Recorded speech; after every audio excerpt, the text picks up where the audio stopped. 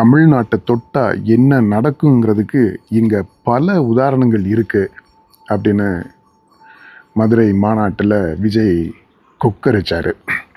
ஆனால் இந்த தமிழ்நாட்டை தொட்டா அப்படின்னு சொல்கிறார் பார்த்தீங்களா, அப்படி கடந்த காலத்தில் தமிழ்நாட்டை தொட்டவங்க யார் அப்படின்னு பார்த்தா, இப்போ சமீபத்தில் தான் பாஜக மத்தியில் இருக்குது. அவங்க தொட்டதுக்கு எதிர்வினை வந்திருக்கு. அதுக்கு முன்னாடி காங்கிரஸ் தான் பல வருடங்கள் ஆட்சியில் இருந்துச்சு மத்தியில். ஸோ அவங்க தமிழ்நாட்டை தொட்ட போதெல்லாம் இங்கே என்ன நடக்கும் அப்படின்றத நிகழ்த்தி காட்டியிருக்கிறாங்க இங்கே இருந்த ஆட்சியாளர்கள். இங்கே யார் ஆட்சியில் இருந்தது? சுதந்திரம் வாங்கின உடனே கொஞ்சம் வருஷங்கள் காங்கிரஸ் இருந்துச்சு. அதுக்கப்புறம் தமிழ்நாட்டை சேர்ந்த கட்சிகள் ஆட்சிக்கு வந்த பிற்பாடு தமிழ்நாட்டினுடைய நலனுக்கு எதிராக மத்தியில் இருந்த காங்கிரஸ் ஆட்சி முயற்சிகள் மேற்கொண்ட போதெல்லாம் இங்கே இருந்த திமுக அல்லது அதிமுக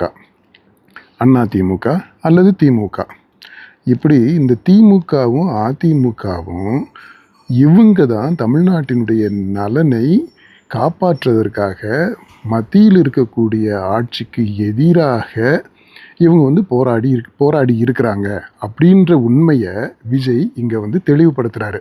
அதாவது வரப்போகிற தேர்தலில் 2026 யாரை எதுக்கணும் அப்படின்னு நினைக்கிறாரோ, அப்படின்னு அறைகூவல் விடுக்கிறாரோ, அந்த கட்சிகள் தான் தமிழ்நாட்டில் தமிழர்களுடைய நலனை, தமிழ்நாட்டினுடைய நலனை காப்பதற்காக